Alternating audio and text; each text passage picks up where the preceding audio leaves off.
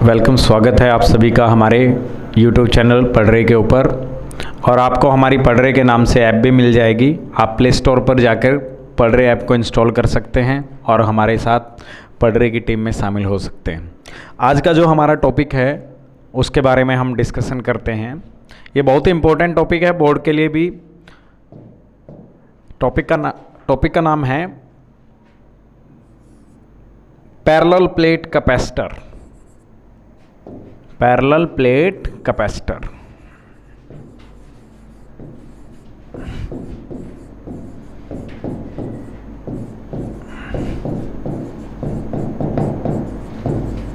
Parallel plate capacitor. आज हम parallel plate capacitor से रिलेटेड हर एक वो टॉपिक पढ़ेंगे जिसमें इसका जिक्र होता है।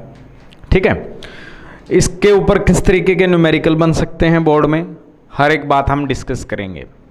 जैसे कि मैंने लास्ट क्लास में आप लोगों को बताया था कि भाई कैपेसिटी क्या होती है। कैपेसिटी होती है ability to store charge. Charge को स्टोर करने की एबिलिटी को हम कैपेसिटी बोलते हैं। और उसमें हमने 3 तरह के कैपेसिटर के बारे में जिक्र की थी, अगर याद हो तो।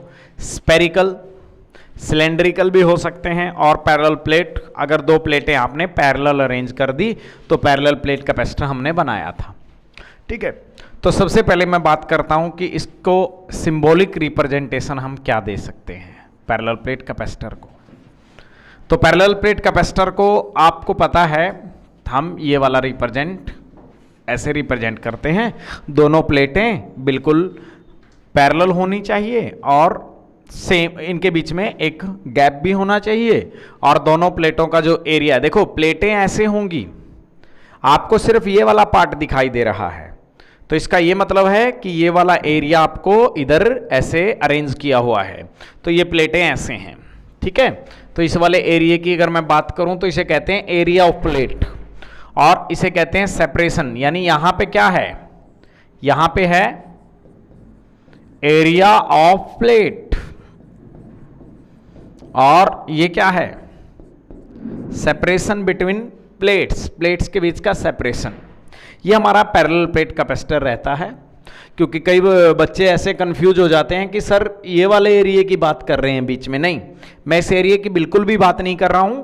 मैं इस एरिया की बात कर रहा हूं कि प्लेट का ये जो सरफेस एरिया है ये कितना है। आपको ये वाला पार्ट दिखाई दे रहा है, हालांकि कंप्लीट ये एक प्लेट है।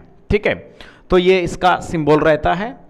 जब भी हम दो प्लेटों को पैरेलल अरेंज कर देते हैं तो पैरेलल प्लेट कैपेसिटर bन जाता है। मतलब अगर हम इसके बारे में लिखना चाहें तो ऐसे लिख सकते हैं, when 2 plates conducting plates, when 2 conducting plates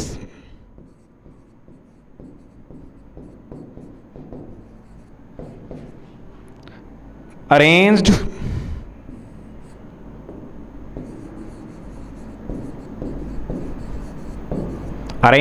parallel to each other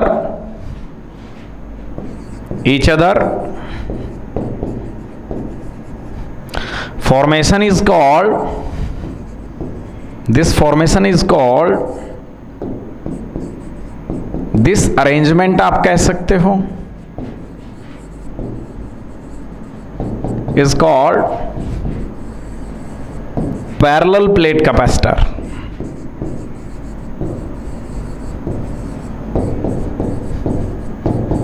plate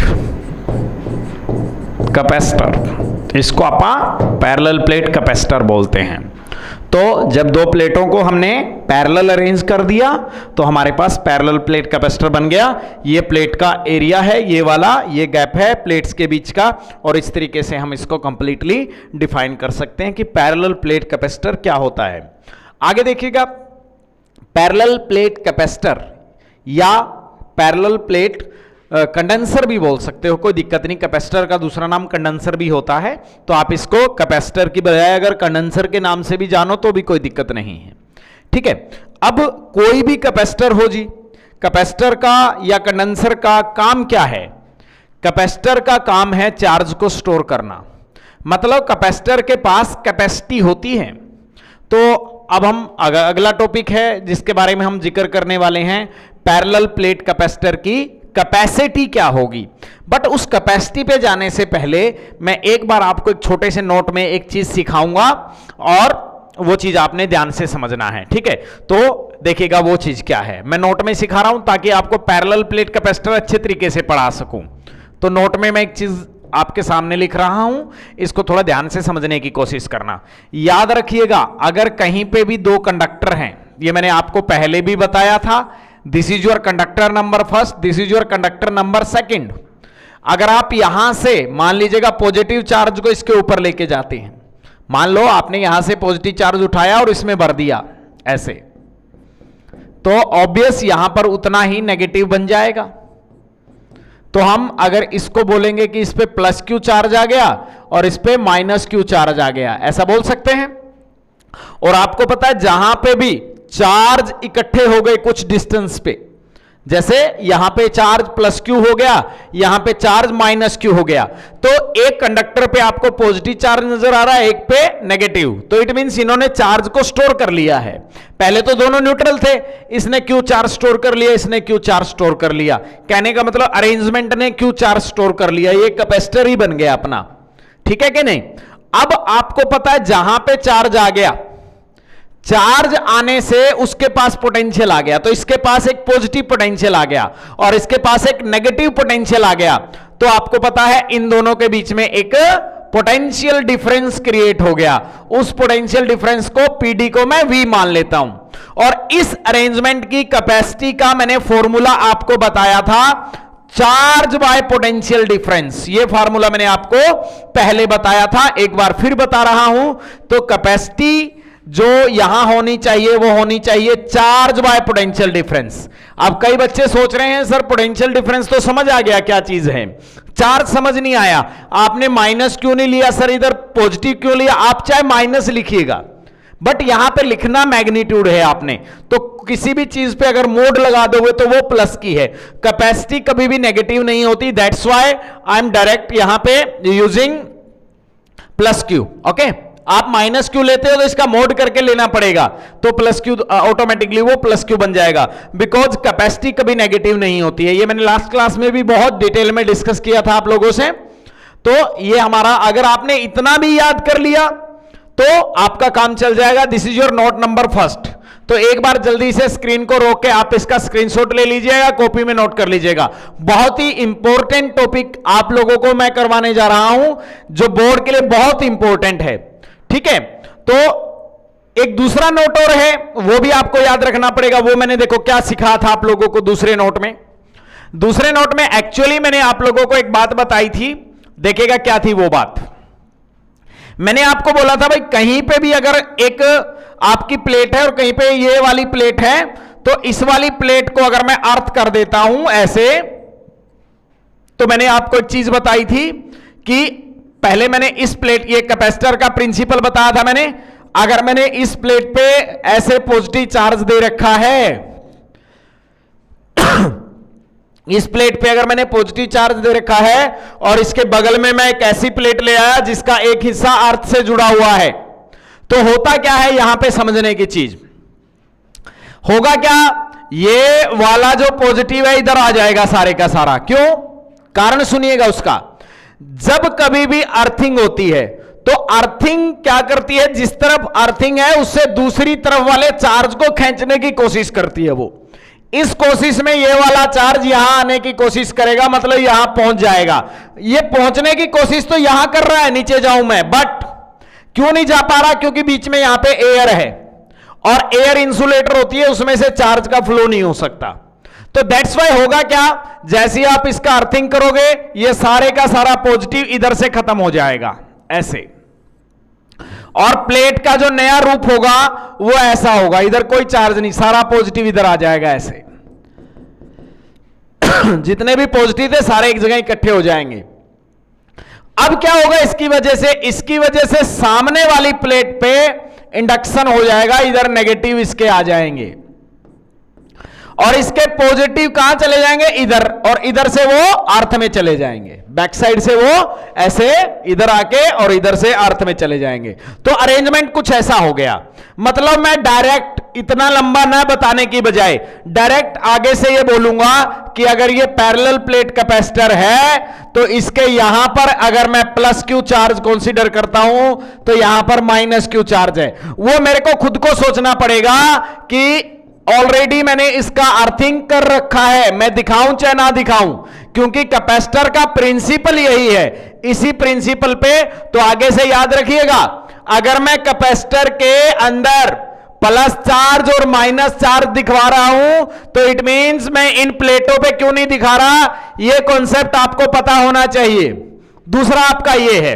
okay, तीसरी बात पे आगे पहुंचते हैं जो जरूरी है हमें सीखनी।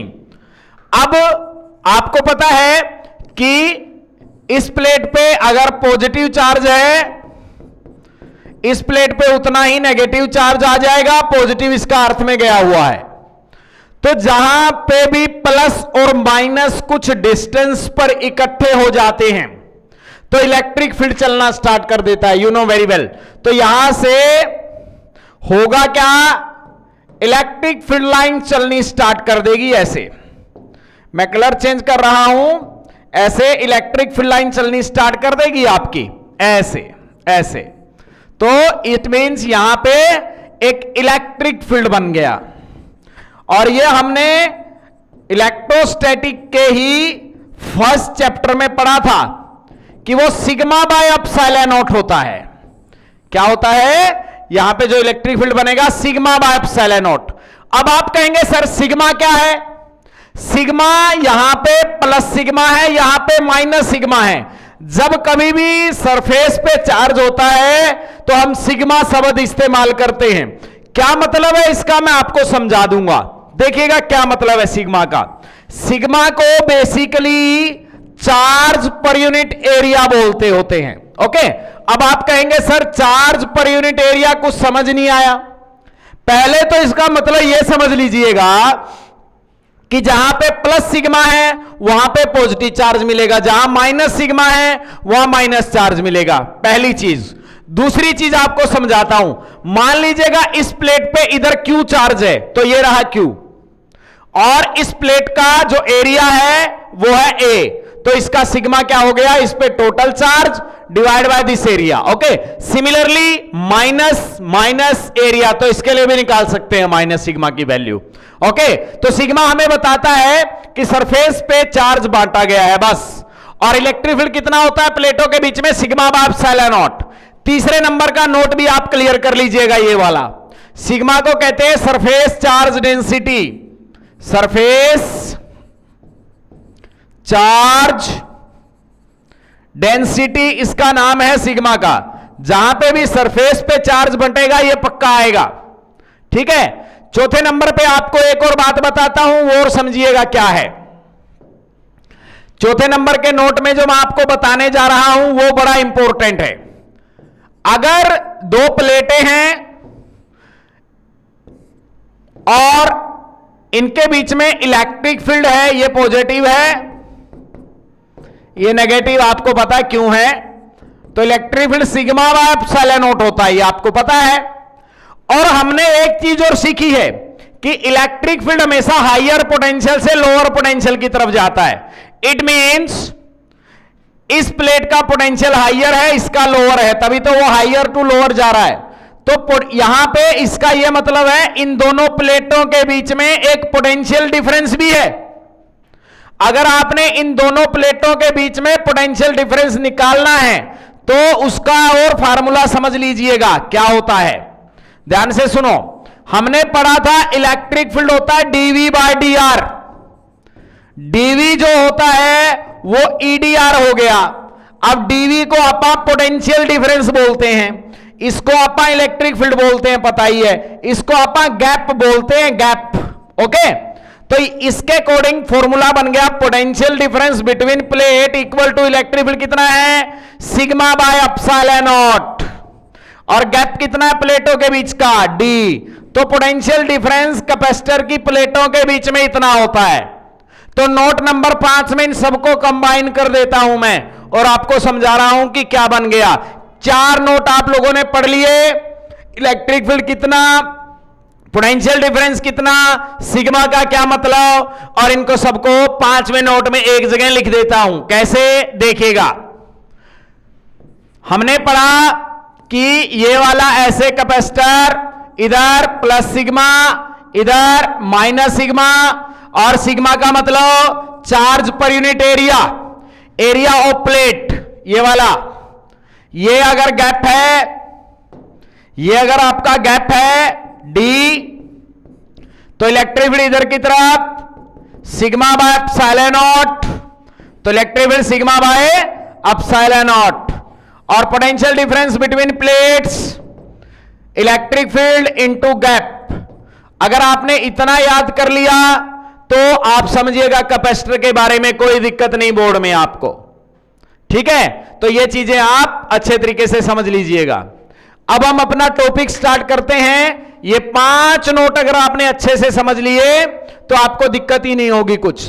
तो हमारे टॉपिक का नाम क्या है उस पे जाते हैं। तो हमारा है topic capacity of parallel plate capacitor. Parallel plate capacitor की कैपेसिटी फाइंड आउट करते हैं क्या है। देखिएगा, हमें पता है कि ये पैरेलल प्लेट कैपेसिटर है, अंडरस्टूड है, अर्थिंग भी है, सब कुछ है। तो मैंने प्लेटों के बीच का गैप डी ले लिया। तो डी क्या है, distance separation between plates, SEPRATION, okay, separation between plates. और ए क्या है, एरिया, कौन सा, इस प्लेट का ये वाला, इस प्लेट का ये वाला सेम है। तो ए है एरिया ऑफ प्लेट। आपको पता है अगर इस पे प्लस सिग्मा अंदर की तरफ तो इस पे माइनस सिग्मा, ठीक है। और इलेक्ट्रिक फील्ड इधर की तरफ चलता है, उसका वैल्यू आपको पता है सिग्मा बाय एप्सिलॉन नॉट होता है, ठीक है। तो हम क्या कहेंगे, electric field is equal to sigma by epsilon naught. ये क्या है, फील्ड बिटवीन प्लेट।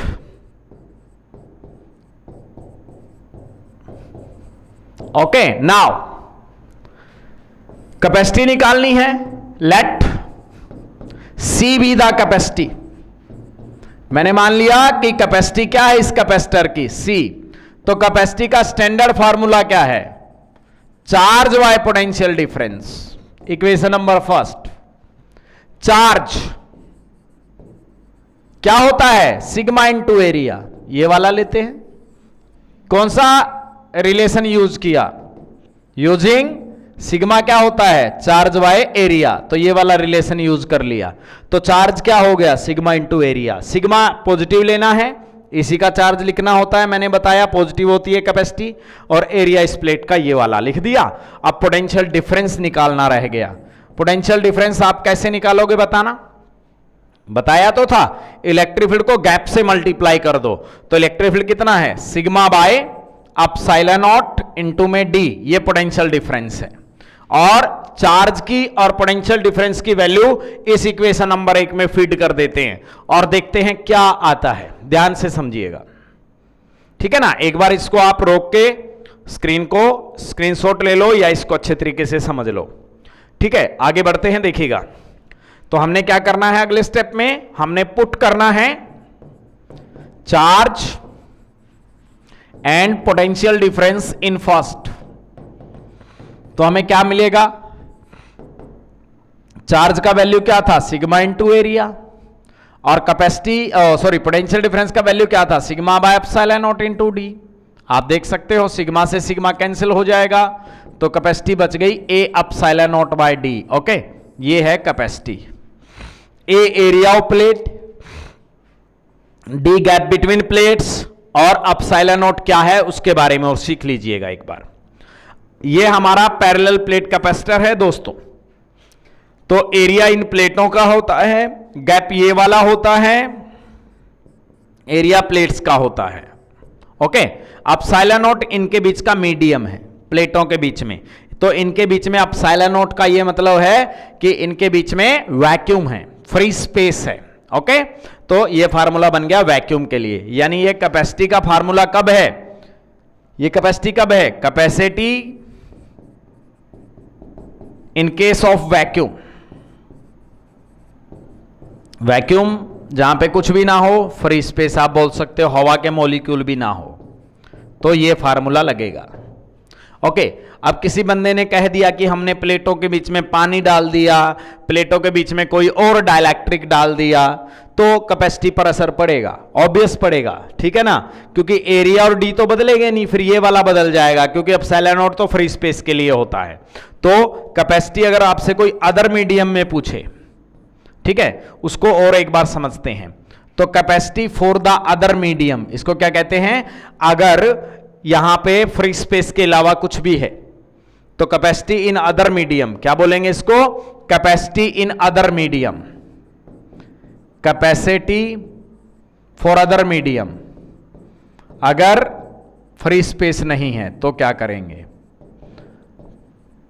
तो करना क्या है, बड़ा आसान है, एरिया नहीं बदला, डी नहीं बदला, एज इट इज लिख दो।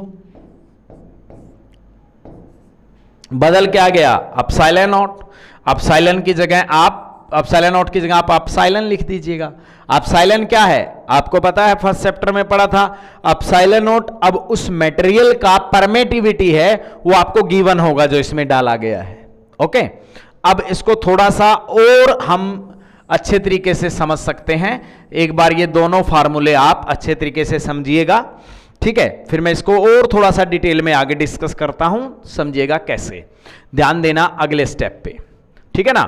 एक बार आप इसको अच्छे तरीके से समझ लो कि मीडियम चेंज हो जाए तो कैपेसिटी क्या हो जाती है। ओके, तो देखिएगा, हमने अभी अभी पढ़ा कि भाई Cm जो है that is A by D into E होता है। ओके, अगर मैं इस इक्वेशन को एप्सिलॉन नॉट से डिवाइड कर दूं और एप्सिलॉन नॉट से ही मल्टीप्लाई कर दूं तो कोई असर नहीं पड़ेगा, बिकॉज कैंसिल हो जाएंगे।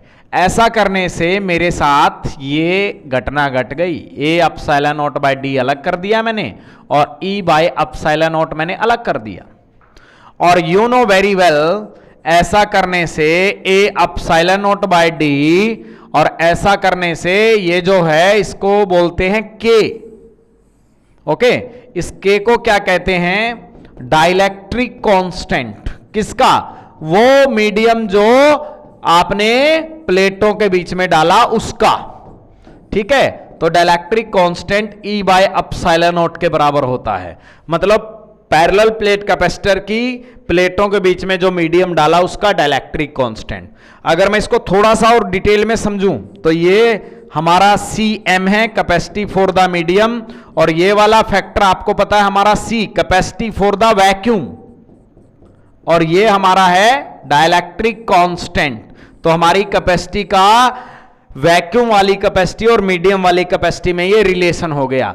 फाइनली हमने इस डेरिवेशन में क्या सीखा, दोबारा से इसको एक बार देखते हैं, पूरे के पूरे सिस्टम को ध्यान से समझिएगा। ये आपने देख लिया, तो मैंने ये सीखा इस डेरिवेशन से कि कैपेसिटी फॉर द वैक्यूम होती है A epsilon naught by D, capacity for the other medium होती है A epsilon by D, capacity for the other medium होती है A epsilon naught by D into में dielectric constant, capacity for the other medium होती है capacity for vacuum into के। तो ये आपके चार फॉर्मूले यहां पे बन गए हैं, ठीक है। और भली भांति मैं आपको बता दूं कि के है डाइलेक्ट्रिक कांस्टेंट, उस मीडियम का जो आपने कैपेसिटर की प्लेटों के बीच में बना दिया, ये है डाइलेक्ट्रिक कांस्टेंट। ओके, और Cm है मीडियम में कैपेसिटी, मीडियम कैपेसिटी अगर नया मीडियम है कोई, Cv है वैक्यूम के लिए कैपेसिटी, वैक्यूम के केस में, केस इन वैक्यूम, ठीक है। और क्या रह गया हमारा epsilon not, permittivity of free space, ये हो गया, ठीक है। और एप्सिलॉन आपको पता है परमिटिविटी व्हेन जो आपने उसके बीच में वो मीडियम फिल किया है। तो इस तरीके से हम पैरेलल प्लेट कैपेसिटर की कैपेसिटी पढ़ सकते हैं, और इतना लंबा आपको लिख के आना पड़ता है बोर्ड में, ठीक है कि नहीं। अब इस पे न्यूमेरिकल समझाता हूं एक, उससे बड़ा अच्छा समझ आएगा आपको, देखिएगा। In case of vacuum between plates, in case of vacuum between plates, in case of vacuum between plates,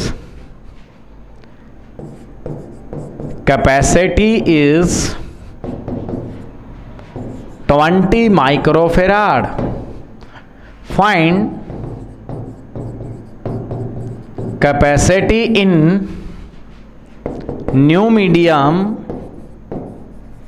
capacity in नहीं, capacity for new medium, capacity for new medium, capacity for new medium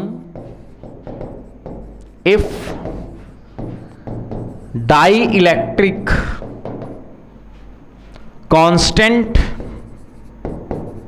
for medium is 80 is 80.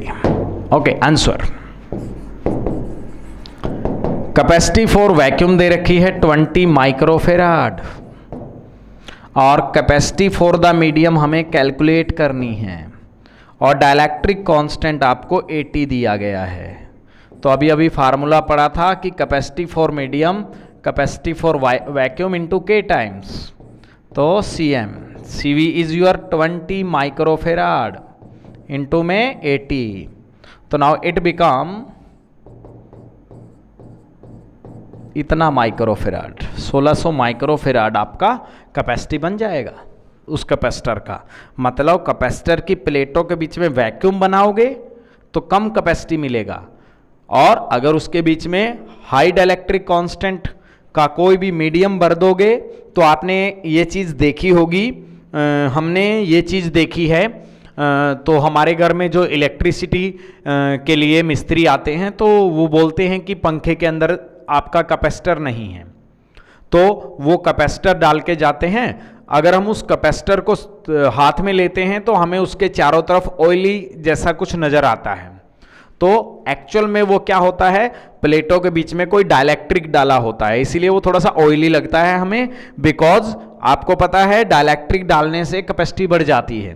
तो हम ज़्यादातर उनको बोलते हैं कि तेल वाला कैपेसिटर लेके आए हैं, ठीक है ना। एक्चुअल में वो उनके बीच में कोई डाइलेक्ट्रिक डाला जाता है ताकि कैपेसिटर की कैपेसिटी बढ़ जाए। तो ये था आपका न्यूमेरिकल किसके ऊपर, पैरेलल प्लेट कैपेसिटर की कैपेसिटी से रिलेटेड।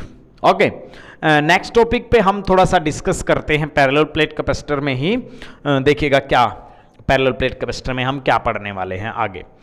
मैं पैरेलल प्लेट कैपेसिटर में एक आपको बात बताना चाहता हूं, ये मैं नोट में समझाऊंगा आपको। ऐसे कहते हैं कि पैरेलल प्लेट कैपेसिटर जो है आपका, ये चार्ज हमेशा प्लेटों पे होता है, चार्ज हमेशा इसके प्लेट्स पे स्टोर होगा, याद रखिएगा। अगर कोई आपको कह दे कि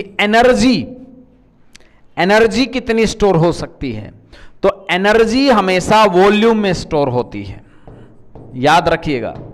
चार्ज प्लेटों के ऊपर रहेगा, एनर्जी वॉल्यूम में स्टोर होती है। वॉल्यूम ये वाला है, इसका ये वाला है वॉल्यूम यहां, ठीक है ना, तो ये वॉल्यूम है। ओके, तो ये आपने याद रखना है, चार्ज प्लेटों पे और कैपेसिटी